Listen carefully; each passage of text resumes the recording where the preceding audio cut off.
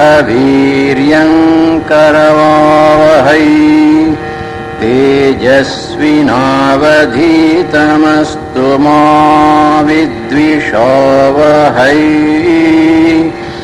ॐ शान्ति शान्ति शान्तिः। हरिः ओम्। जातवेदसे सुनवामसो ममराति यतो निदहाति वेदः स नः पर्षदति दुर्गाणि विश्वानावेव सिन्धुं दुरितात्यग्निः तामग्निवर्णां तपसा ज्वलन्तीं वैरोचनीं कर्मफलेषु जुष्टां दुर्गां देवीगं शरणमहं प्रपद्ये। सुतरसि तरसे नमः। अग्ने त्वं पारयानव्यो अस्मां स्वस्तिभिरति दुर्गाणि विश्वा पूश्च पृथ्वी बहुलान उर्वी भवातोकायतनयाय संयुः विश्वानिनो दुर्गः जातवेदः सिन्धुं ननावादुरितातिपर्षि अग्ने अत्रिवन्मनसा गृह्णानोऽस्माकं बोध्यविता तनूनाम् पृतनाजितगं सहमानमुग्रमग्निगं हुवेम परमात्सधस्थात् स नः पर्षदति दुर्गाणि विश्वाक्षामद्देवो अतिदुरितात्यग्निः प्रत्नोषिकमीड्यो अध्वरेषु सनाच्च होतानव्यश्च सत्सि स्वां चाग्ने तनुं पिप्रयस्वास्मभ्यं च सौभगमायजस्व गोभिर्जुष्टमयुजो निषिक्तं तवेन्द्रविष्णोरनुसञ्चरीम नाकस्य पृष्ठमभिसंवसानो वैष्णवीं लोक इहमादयन्ताम् ॐ कात्यायनाय विद्महे कन्याकुमारि धीमहि तन्नो दुर्गिः प्रचोदयात्। ॐ शान्ति शान्ति शान्तिः। हरिः ओम् तत्सत्। श्रीरामकृष्णार्पणमस्तु।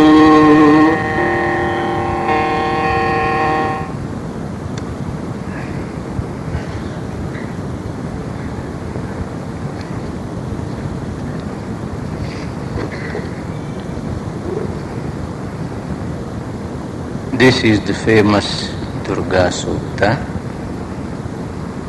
We had started a study of it a few weeks back, but I am sure meanwhile we have forgotten everything about it, and most probably I too have. So let us begin the study once again. This Durga Sukta is a part and parcel of the Mahanarayana Upanishad. This is a very fine Upanishad in the sense that it is often chanted and it is very melodious to listen to the chanting. It belongs to Taittiriya Brahmana. In fact, it is the later portion of the Taittiriya Upanishad. We have the Taittiriya Upanishad in 3 chapters or 3 valleys. The 4th valley is this Mahanarayana Upanishad. It is also called Yajniki Upanishad. The commentators say that most of the material given here is more or less like an appendix and generally used in the sacrificial rites in various places at various stages. The mantras that have formed or that are forming this Durga Sukta, they are actually found originally in the Rig Veda and also in the Taittiriya Samhita and Taittiriya Brahmana. They have all been brought together here. As I have told you many times previously, most of the ancient scriptures, the Vedic scriptures which we are studying, the Upanishads and related scriptures, they are very, very closely connected with the sacrificial religion. This raises 2 difficulties for us. Firstly, the language. It's ancient, archaic language, and those of us who are conversant with modern Sanskrit, classical Sanskrit, will not be able to make much out of this. We need the help of a commentary, and due to the wonderful work done by Madhavacharya and Sayanacharya, today we are lucky to have commentaries on almost all these portions of the Vedas. The other day I was studying in detail the lives of Vidyaranya and Sayana. They induced the king, Bukka and Harihara II, to form a big assembly of the Vedic scholars of his time, those who were well versed in the Vedas, well versed in the rituals, and who are also well versed in classical Sanskrit and literature and grammar, what are called the Vedangas. So it is this assembly of Pandits that has written the commentary which goes by the name Sayana Bhashya today. It's not actually a one man's work, it is the work of a team of great Pandits. But for the wonderful work they have done, which took them 25 years, we would not have been able to understand most of the Vedic texts that are available to us today. So the first is the difficulty about the language.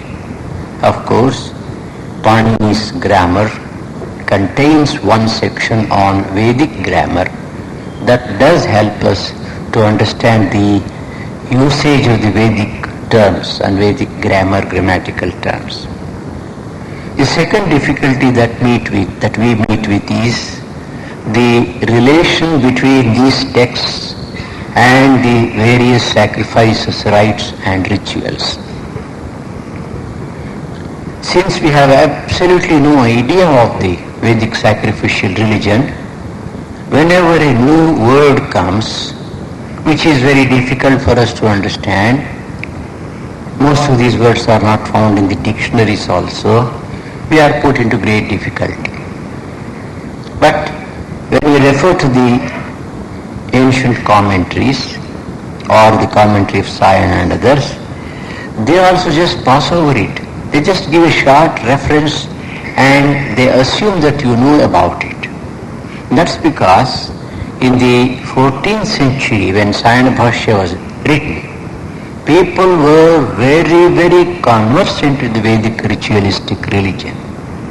Even today there are people who are Ahitagnis who maintain the Vedic fires and occasionally perform Vedic sacrifices. But compared to the situation that existed then, today we practically know next to nothing.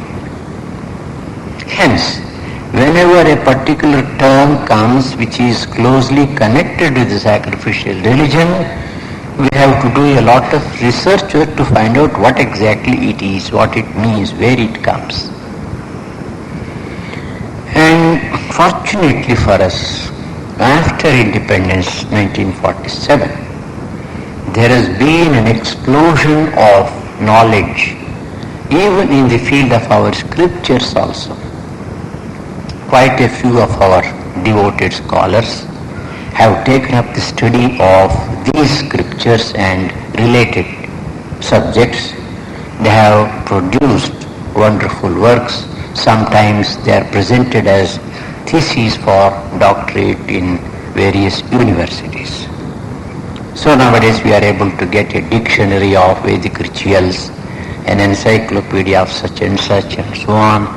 And these books definitely are very useful and helpful to us to decipher some of these terms and their meanings. But by far, the greatest and the most monumental work is that of Dr. P.V. Kane, Panduranga Vaman Kane, Mahamahopadhyaya, and he died recently. He was a lawyer by profession. He was a Supreme Court lawyer. He was also a Mahamahopadhyaya, the highest title given to a Sanskrit scholar during the British period. And he has written the most wonderful work called The History of Dharma Shastras in 5 volumes. The first, the second and the fifth are in 2 parts. So ultimately it comes to 8 volumes. It is very interesting how he wrote this work. I am tempted to digress a little because it's an encyclopedia of the ritualistic aspect of Hinduism. He was a young lawyer and he had gone to Pandharpur for darshan. There, one widow with hair, technically called Sakeshi Vidhava, had come there for darshan, and there the devotees are allowed to go inside the shrine and touch the feet of Lord Panduranga. So when this lady with so much of devotion wanted to go and touch the feet of the Lord, she was prevented from doing that by the priests. They rudely told her not to do it.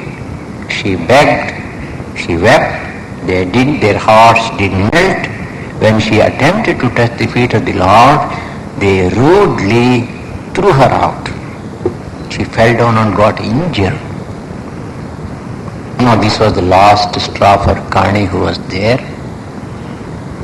And sometimes I have told you the etymological definition of the word pujari, pujayaha arihi. These are the people who are the enemies of puja. And Hindu society has suffered much because of such worthless priests. Then Kane challenged them. Why? They said she is a widow. Widows are supposed to shave their head and she has got hair, so she has no right. Then Kane challenged them. Show me where it is written. Which Shastra says that this should not be done? They fumbled and mumbled, nothing came out. Then he filed a case against them in the Bombay High Court. The case was fought for about 3 years. And he won the case. Ultimately, the priests were punished. Some damages had to be paid and all that. But what happened in the meanwhile, as luck would have it, in order to defend the case or conduct the case, he started studying the scriptures, Dharma Shastras. He was a Sanskrit scholar, well versed in literature. So when he went into depths of the Dharma Shastra literature, not only the various suktas, sutras like Manusmriti, Apastamba Sutra and the other Nibandhas, digests and all that, Puranas, he found that there was a tremendous wealth of information which is completely shut off from the modern educated Hindus. So that roused the interest. He practically stopped his practice of law, and took to the study of the Dharma Shastras and started writing the book. It took him 45 years to produce that work with a bad ulcer in the mouth, in the stomach, and very bad eyes, bad health. He has written his biography, autobiography, at the request of his admirers at the end of the last volume.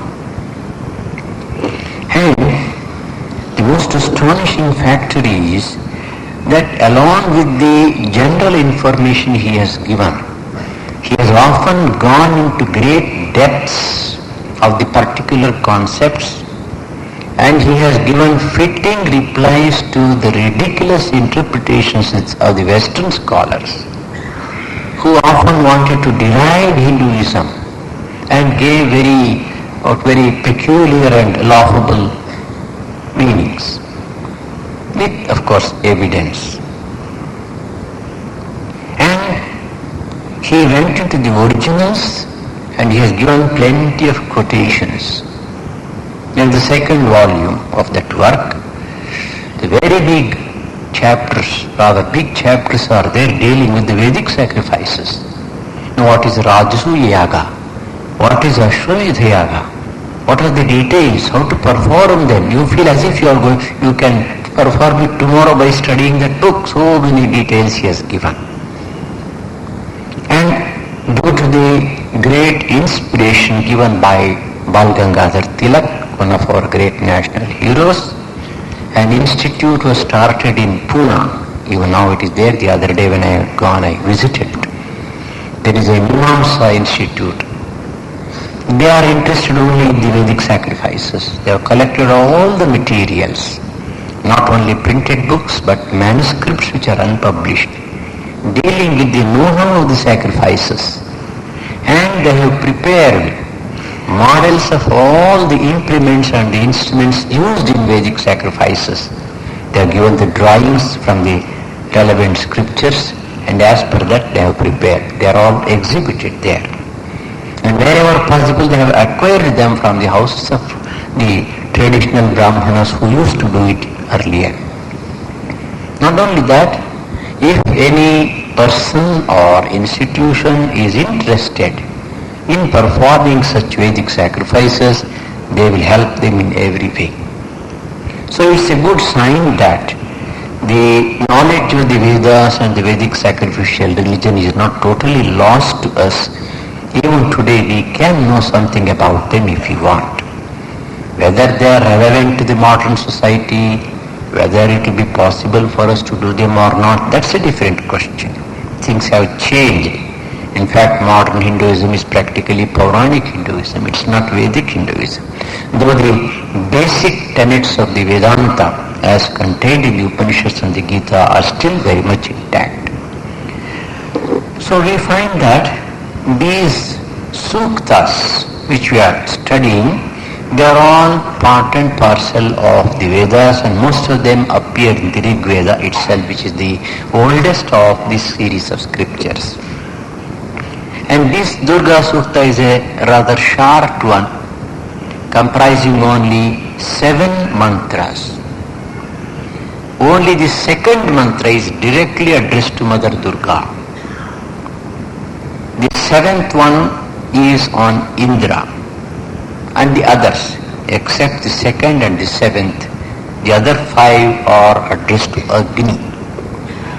Even then, the entire Sukta is called as Durga Sukta.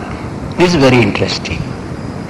When tradition has accepted it as Durga Sukta, as a prayer addressed to Mother Durga, and has kept up this tradition and the belief and the practice of chanting it for hundreds of years, there must be some meaning behind it.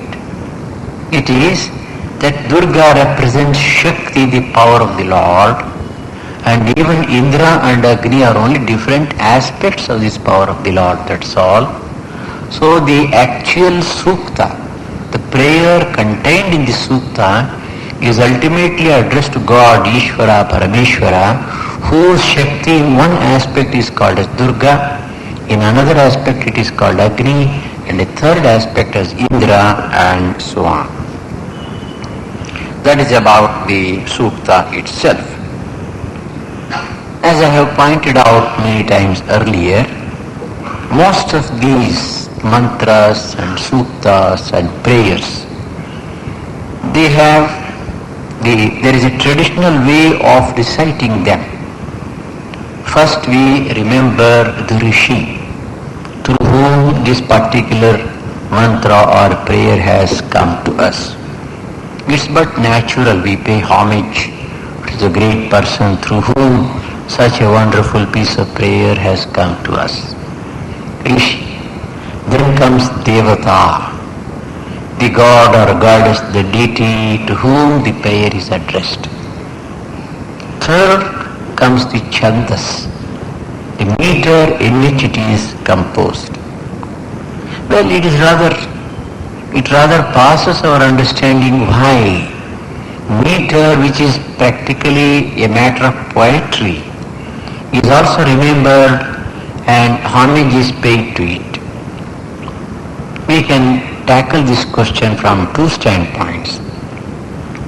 First, Chandas comes from Chadi Achadani, to cover oneself.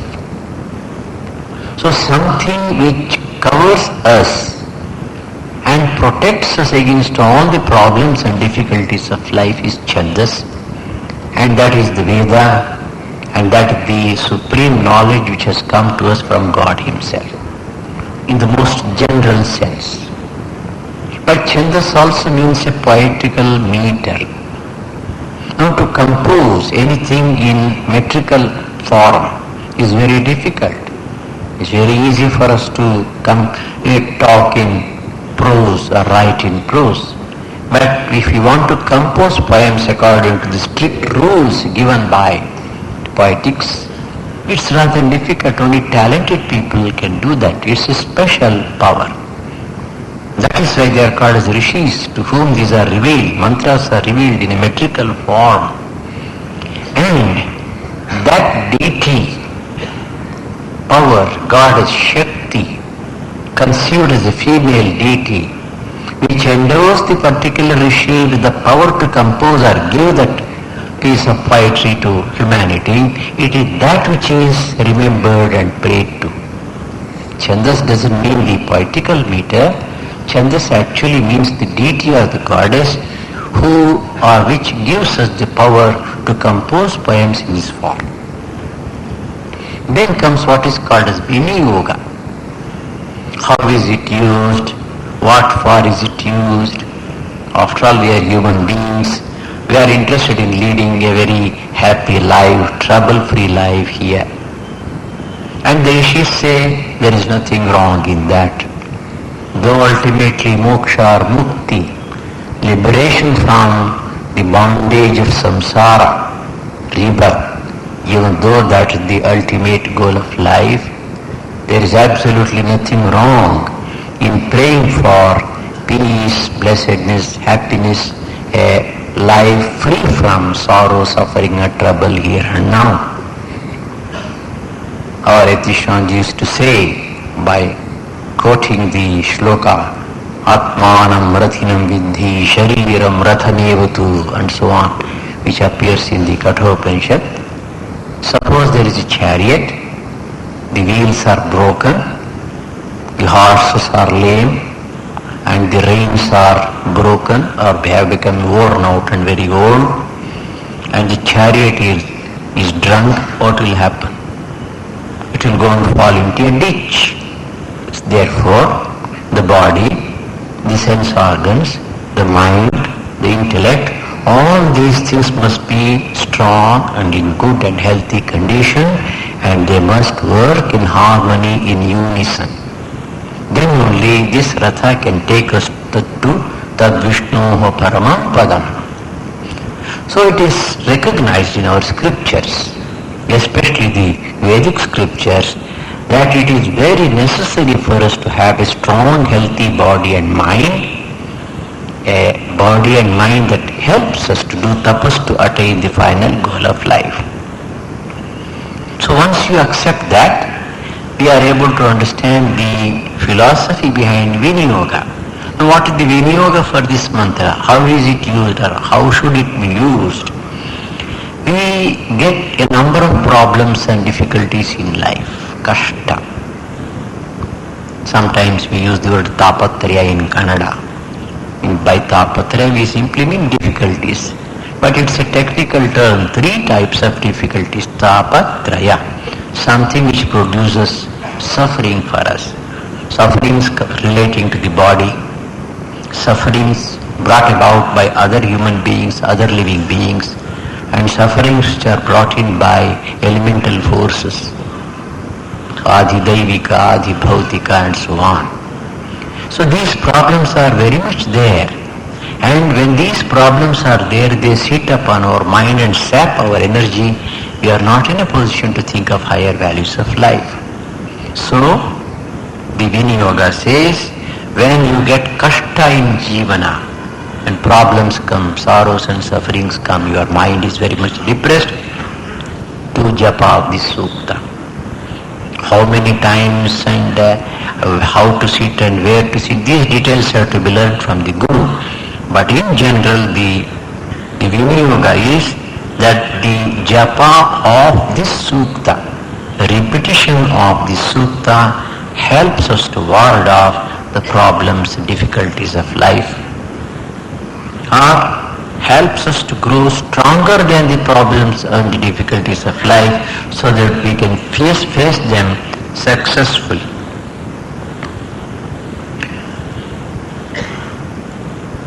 Durga and Agni are the two chief deities mentioned here. Now Durga protects us from inside, Agni protects us from outside. That is how the commentators put it. Agni is physically the element of fire, which is power, and everywhere we see its effects in the outside world. And Durga is the power which works within us, in our own minds and hearts, as the Shakti of the Antaryamin sitting inside. So Durga here and Agni outside, they protect us from all difficulties in life. Therefore this Sukta or mantra, which is in praise of these deities, will definitely help us to overcome the problems of life. Since this Sukta belongs to the Krishna Yajurveda, the black Yajurveda as it is translated, more ancient branch of the Yajurveda, the other one being Shukla. Sahana Bhavatu is the Shanti mantra. You know, in the Vedic tradition, all these mantras have to be preceded by Sri Guru Bhyo Namaha Harihi Om. First of all, we bow down to the Gurus, the teachers from whom we have acquired this knowledge. Then we remember the Lord. We start it with the repetition of the Pranava. Then comes the Shanti mantra, the peace invocation. And the peace invocation differs from Veda to Veda. Rig Veda has its own, Krishna Yajurveda has its own, Shukla Yajurveda has another, Sama Veda has another, and Atharvana has another. If you look into the Upanishads published by us, translated by Adi Devananji, in the beginning of these Upanishads there are Shanti mantras, and it is also mentioned to which Veda the Upanishad belongs. According to that the Shanti mantras and their translations are also given. Since this is a piece which belongs to Krishna Yajurveda, Sahana Bhavatu is the Shanti mantra attached to this. Om Jata Vedase Sunavama Somam Aratiyataha Nidahati Vedaha Sa Naha Parshat Ati Durgani Vishwa Naviva Sindhum Durita Tyagnihi.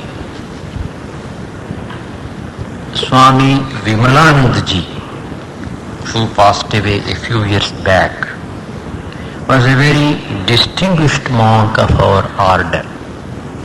He was a very, very great Pandit and a very, very great sannyasi. He has written a wonderful original Sanskrit commentary on the entire Mahanarayana Upanishad, where he has given plenty of cross-references. The original text is there with the intonation marks, word by word meaning is there in English, then a gentle translation, plenty of notes. In addition to that, collecting a lot of material from the traditional commentators, mostly from Sayana and Bhatta Bhaskara. Sayana belongs to the Advaita group, Bhatta Bhaskara belongs to the Vishishta Advaita group. Their interpretations differ. Drawing upon those commentaries, he has written a very simple commentary in classical modern Sanskrit. Those who have a little knowledge of Sanskrit can easily follow that. So he has given a very fine interpretation for all these suktas which appear in the Mahanarayana Upanishad. Jatavedase somam sunavama. Now this is the first sentence. And this first mantra, Jatavedase somam etc., comes in the Rigveda Samhita also.